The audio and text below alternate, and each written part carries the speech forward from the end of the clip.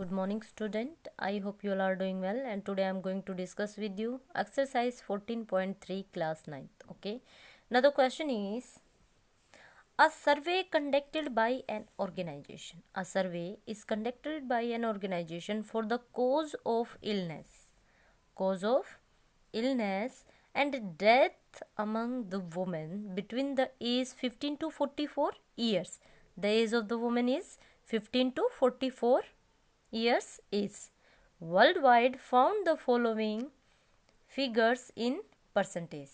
Okay, question में क्या कहा गया भाई, यहाँ पे आपको जो ये डेटा गिवन है, ये जो टेबल नज़र आ रही है, इसमें वोमेन की इलनेस से रिलेटेड बताया गया है। ये वर्ल्ड वाइड का डेटा है, ठीक है, जिसकी जो वोमेन्स है वो 15 टू 44 ईयर्स के बीच में एज है, मीन्स 15 से लेके 44 ईयर्स तक एज है उनकी, और नंबर ऑफ दिया है, नंबर ऑफ परसेंटेज आपको गिवन है कि इतनी परसेंटेज जो वुमन की है वो किस वजह से इल है, या फर्टिलिटी रेट है, फर्टिलिटी का मतलब या तो डेथ ही हो जाती है या जो बीमारी हो रही है वो हाई लेवल की है। बात समझ में आ रही है।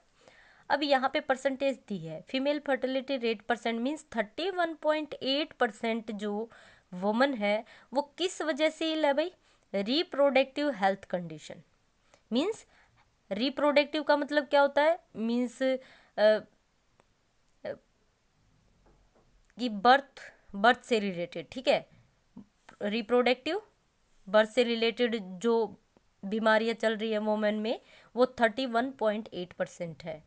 कुछ जो वोमेन है जो 25.4% वोमेन है वो न्यूरो साइकेट्रियट कंडीशन की वजह से, ठीक है, कुछ 12.4% जैसे यहाँ पे डाटा दिया है 12.4% इंजरीज की वजह से है, किसी भी तरह की इंजरी हो सकती है। 4.3% कार्डियो वैस्कुलर कंडीशंस की वजह से है, ठीक है, एंड 4.1% रेस्पिरेटरी कंडीशंस की वजह से है, एंड 22% अदर कोजेस, मतलब और भी कोई अन्य कारण हो सकते हैं। तो किसी को श्वास का रोग है, तो किसी को दिल से रिलेटेड, हृदय से रिलेटेड कोई प्रॉब्लम है, किसी को इंजरीज हो गई है, तो किसी को साइकेट्रिस्ट जो न्यूरो साइकेट्रिस्ट प्रॉब्लम होती है वो है, ठीक है।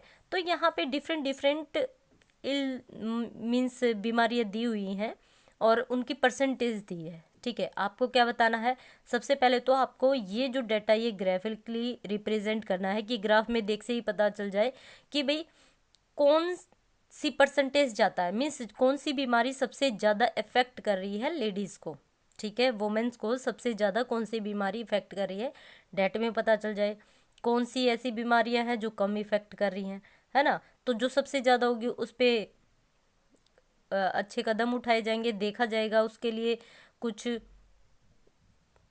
वैक्सीन लाई जाए या कुछ भी उनके फेवर में ऐसा कुछ किया जाएगा ताकि ये जो कंडीशन है, जो ये इतने रेट बढ़ गया है बीमारी का, ये कम हो सके, ठीक है। सेकंड क्या है, which condition is the major cause of women in health and death world wide, means सबसे ज़्यादा ऐसी कौन सी बीमारी है जिसकी वजह से डेथ हो रही है या जो लेडीज़ हैं, वुमेन हैं, बच्चियां हैं वो बीमार हो रही हैं, है ना। आपको क्या करना है, try to find out with the help of your teacher any two factor which play a major role in the cause and above being the major cause. यहाँ पे कॉज दिया हुआ है, ठीक है, आपको देखना है इस टेबल के अंदर जो मेजर कॉज है वो क्या होगा, ठीक है। अब यहाँ से क्वेश्चन आपको समझ में आ गया होगा, अगर क्वेश्चन समझ में आया तो इसको सॉल्व करते हैं, ठीक है। अब हम सबसे पहले क्या बनाएंगे, एक टेबल बनाएंगे यहाँ पे।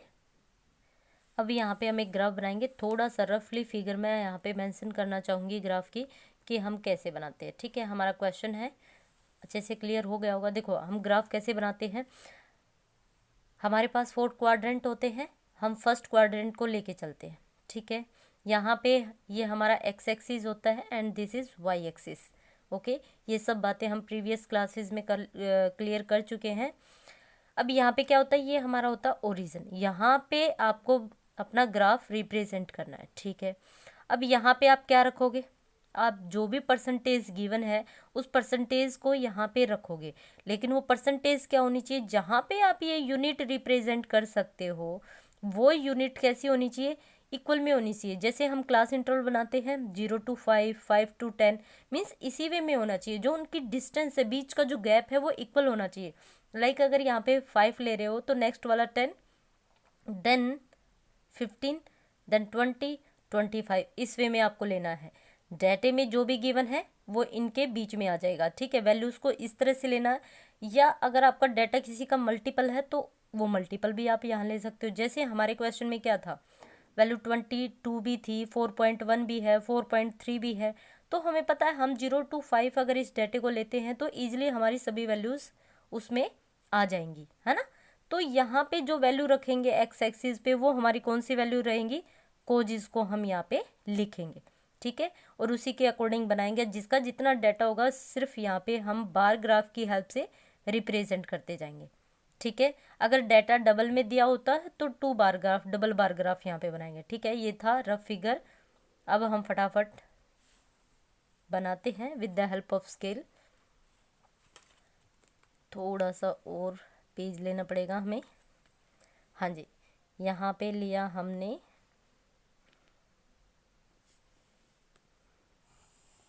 ये हमारा एक्स एक्सिस हो गया। यहाँ पे हम लेके चल रहे हैं बेटा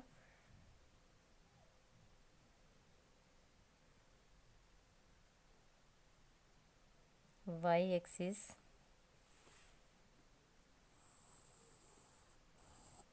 ठीक है।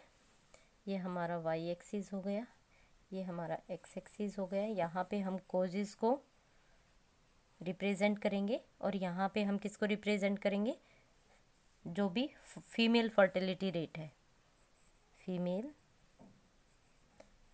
फर्टिलिटी। फर्टिलिटी क्या होती है भाई, फैटल। फैटल का मतलब होता है जो घातक होते हैं, ऐसी बीमारियां जो क्या होती है हमारे लिए काफ़ी हार्मफुल होती हैं, हार्मफुल जो डिजीज़ होती हैं, ठीक है। हाँ जी, अब यहाँ पे हमें क्या करना है, ये हमारा ओरिजिन होता है, 0 से स्टार्ट होगा। तो हम जो लेके चल रहे हैं वो हम 5 का लेके चल रहे हैं, 5% का। मीन्स जो हमारी 1 यूनिट होगी, आप यहाँ पे मेंशन करोगे 1 यूनिट इज इक्वल टू 5% हम लेके चल रहे हैं, ओके। जो हमारा गैप रहेगा वो 5% का रहेगा। मीन्स 0 to, यहाँ पे हम लगा देते हैं क्योंकि जो डेटा है वो इक्वल होना चाहिए, तो आप इस तरह से लगाइएगा।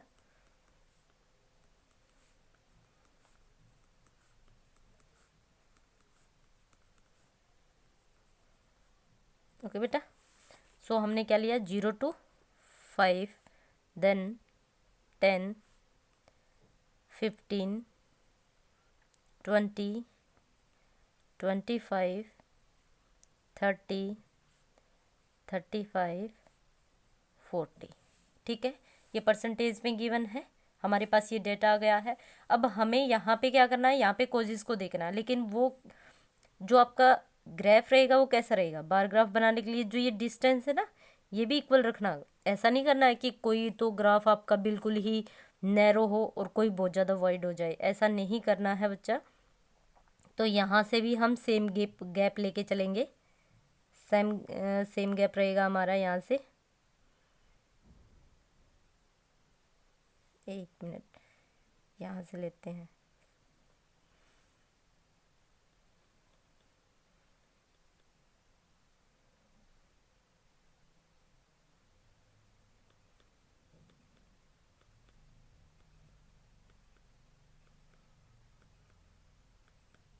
जो बार्स हमारे होते हैं उनके बीच में जो गैप होता है वो सेम होना चाहिए, ठीक है। अब फर्स्ट वन क्या है बेटा, क्वेश्चन में जो फर्स्ट वन कोज था वो क्या था, रिप्रोडक्टिव हेल्थ कंडीशन, जो कि कितना था 31.8, कितना था 31.8। इट मीन्स जो हमारा ग्राफ रहेगा वो 30 to 35 के। अब 30 to 35 के बीच में क्या होता है आपका, डेफिनेटली सी बात है 32.5 रहेगा। इट मीन्स जो आपका ग्राफ बनेगा वो कहीं यहाँ बनेगा। देखो मैं सिर्फ आपको सिंपल पेज पे करा रही हूँ, लेकिन आप किस पे करोगे, आप ग्राफ कॉपी में करोगे, उसमें करोगे तो उसमें इस तरह से लाइन बनी होती है, तो आपकी एग्जैक्ट वैल्यू आपको पता चल जाएगी। मैं सिर्फ आपको सिखा रही हूँ बनाना कैसे, आपको आता भी है। हाँ जी, यहाँ से हम बनाएंगे, यहाँ पे हमारी वैल्यू रहेगी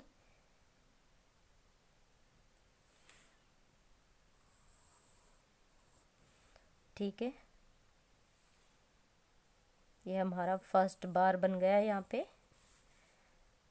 और देखो कुछ तो क्या करते हैं, कोजिस को इधर लिख सकते हैं, आप कोजिस को इसके अंदर भी लिख सकते हैं, ठीक है, दोनों ही ठीक है। आप कोजिस को इसके अंदर लिख सकते हो कि ये क्या, ये जो बार है ये किसको रिप्रेजेंट कर रहा है, रिप्रोडक्टिव हेल्थ कंडीशन को, रिप्रोडक्टिव हेल्थ कंडीशन। ओके, या दूसरा मेथड क्या है, आप इसमें रिप्रेजेंट नहीं करना चाहते तो बेस्ट है कि आप इसके सामने रिप्रेजेंट करिए, ठीक है, किसी भी वे में करिए, दोनों ही ठीक है। अगर आप इनको शेडेड करेंगे तो ये दिखेगा नहीं, इसलिए जब हम इनको शेड करते हैं तो हम इसके सामने दिखा देते हैं, ठीक है। नेक्स्ट क्या था भाई, न्यूरो साइकेट्रियट कंडीशन 25.4, क्या है 25.4, दैट मीन्स 25 to 30, और आपका क्या है 25.4 है, तो इट मीन्स यहां से लेके यहां तक तो यूनिट कितना है आपका 25.5, यहाँ हो जाएगा भाई, हाफ हो जाएगा इसका, तो हमें तो 25.4 लेना है, इट मीन्स इससे थोड़ा सा नीचे। बात समझ में आ रही है, इस तरह से। तो यहाँ कुछ हमारा ग्राफ रहेगा, इस वे में आप सोल्व करेंगे।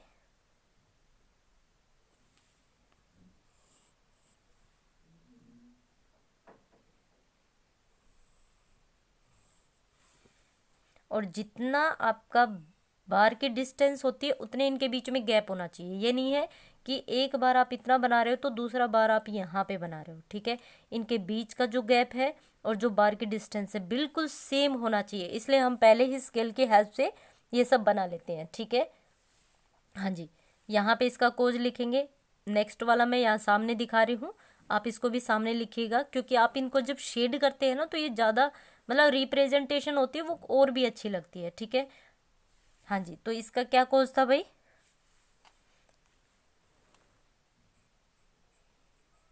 न्यूरो साइकेट्रियट कंडीशन, इस तरह से आप लिखेंगे। बात समझ में आई बेटा, ओके। अब थर्ड बार बनाने जा रहे हैं, थर्ड क्या है, इंजरीज। इंजरी क्या आपकी 12.4, यहाँ 10 हो गया, देन 11, 12 और बीच में क्या हो जाएगा 12.5, इट मीन्स यहाँ से हमारी कोई रहेगी,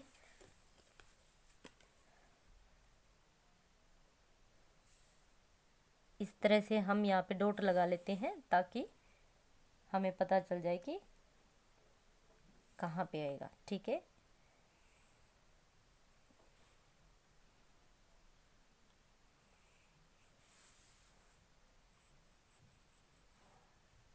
हाँ जी, ये क्या कोज हो जाएगा आपका, ये किसकी वजह से है, इंजरीज की वजह से, इंजरीज, ठीक है, इस तरह से आप सामने लिखते जाएंगे। नेक्स्ट क्या है भाई, कार्डियोवास्कुलर कंडीशंस 4.3, कितना है 4.3, दैट मीन्स 5 से बिलो जाएगा, 4.3 है, तो इट मीन्स यहाँ पे कितना रहेगा 5 यहाँ पे है, मीन्स 1 2 3 4 5 ऐसे है, 4 यहाँ पे आया तो 4 और 5 के बीच में 4.3। देखो हमने देखा है ये स्केल, आप इस स्केल पे देखिए, आप कोई भी नंबर ले लिए, 16 to 17 ही ले लीजिए, 16 to 17 बीच में ये 5 है, हाफ हो गया, देन इनके बीच में भी आपको 10 बार्स मिलेंगे, ठीक है। ये सब क्या करते हैं, रिप्रेजेंट करते हैं, पार्ट के भी सब पार्ट होते हैं, ठीक है। ऐसे ही हमने देखना है 0 to 5, सिर्फ हम जब अगर मेन बात करते हैं तो 1 2 3 4 5 हो गया, और 4 और 5 के बीच में 10 है, वो भी हमें देखना है, ठीक है। हाँ जी, तो यहाँ पे कहाँ वैल्यू आएगी आपकी, थोड़ा सा इधर,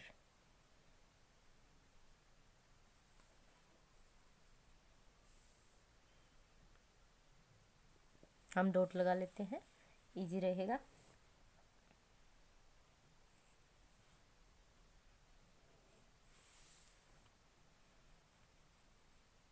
ठीक है बच्चा, इसके सामने इसका कोज लिखेंगे। देन नेक्स्ट क्या है आपका रेस्पिरेटरी कंडीशन, अब ये कितना 4.1, वो 4.3 था, ये 4.1, हल्का सा नीचे, ठीक है, हल्का सा।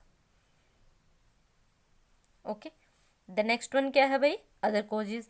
अदर कोजेस कितने हैं 22, अदर कोजेस कितने हैं 22, तो यहाँ पे 20 हो गया, 21, 22, तो हाफ से हल्का सा नीचे, ये हमारा हाफ हो जाएगा। सो यहाँ पे आप करोगे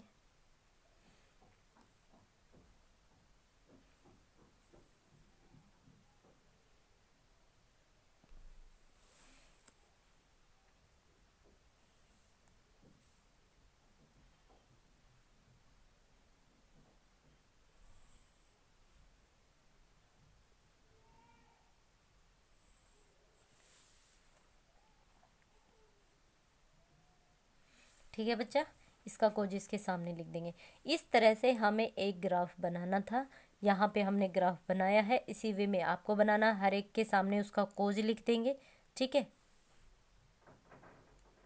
हाँ जी बच्चा, अब ये जो हमारे ग्राफ यहाँ पे बन गया, हमारा ग्राफ बना, इस ग्राफ से क्या पता चल रहा है भाई, इस ग्राफ से देख के ही पता चल रहा है कि जो सबसे ज़्यादा कोज है वो किसकी वजह से, आप इसके ऊपर ऐसे लिख देना, ये कितना है 31.8, ये 25.4, and this one is 12.4, 4.3, 4.1 and 22, ये परसेंट है, ठीक है। अब ये हम क्यों कर रहे हैं, क्योंकि यहाँ से मैं एक आइडिया और देना चाहूँगी, क्योंकि ये जो बीच में हम लगाते हैं इससे हम लाइन ग्राफ बनाते हैं, ठीक है, इससे हमारी लाइन ग्राफ भी बन जाती है, लेकिन उसका डाटा थोड़ा डिफरेंट होता है, बट हमें ऐसे ही बिजनेस में, शेयर मार्केट में उस तरह का डाटा यूज़ किया जाता है, तो लाइन ग्राफ बनाने के लिए इसी वे में रिप्रेजेंट करना पड़ता है, बस यहाँ से ये बार हट जाते हैं, सिर्फ एक लाइन बच जाती है, ठीक है, लेकिन हमें वहाँ फोकस नहीं करना। Come to the point, no the question is, आपको क्या बताना था, which condition is the major cause of women ill health and death world wide, तो यहाँ पे अलग से ही पता चल रहा है भाई कौन सा मेजर कॉज है, रिप्रोडक्टिव हेल्थ कंडीशन, कौन सा है, रिप्रोडक्टिव हेल्थ, क्योंकि सबसे बड़ा बार कौन सा है, रिप्रोडक्टिव हेल्थ कंडीशन का, है ना। अब क्वेश्चन में नेक्स्ट क्या पूछा है कि आप एनी 2 फैक्टर बताओ भाई, ये इतना है क्यों, इतना क्यों है, ये इतनी बीमारियां क्यों है, ऐसे क्या कारण रहे होंगे कि ये इतना अपना ग्राफ चला गया, तो हो सकता है भाई मेडिकल फैसिलिटी कम रही हो, है ना, अगर मेडिकल फैसिलिटी अच्छी रहेगी तो थोड़ी ना बीमारियां बढ़ेंगी, ठीक है। सेकंड क्या हो सकता है, करेक्ट नॉलेज ऑफ ट्रीटमेंट, भाई ट्रीटमेंट की नॉलेज ही सही ना मिली हो, आपने देखा होगा, आप जाते हो हॉस्पिटल में, बहुत सारे हॉस्पिटल तो ऐसे भी हैं कि बीमारी कुछ होती है, दवाई कुछ खिलाते रहते हैं, है ना, बाद में काफ़ी खाने के बाद, काफ़ी ट्रीटमेंट लेने के बाद कहीं और ही आपको पता चलता है कि बीमारी कुछ और थी, तो ये भी एक कंडीशन हो सकती है माई पॉइंट ऑफ व्यू से कि भाई आपको करेक्ट नॉलेज नहीं थी उस ट्रीटमेंट की, ठीक है। तो ये हमारा क्वेश्चन कंप्लीट होता है, क्वेश्चन थोड़े से लेंदी ही रहेंगे और ये फर्स्ट क्वेश्चन था, बताने में थोड़ा सा टाइम लगता ही है ना।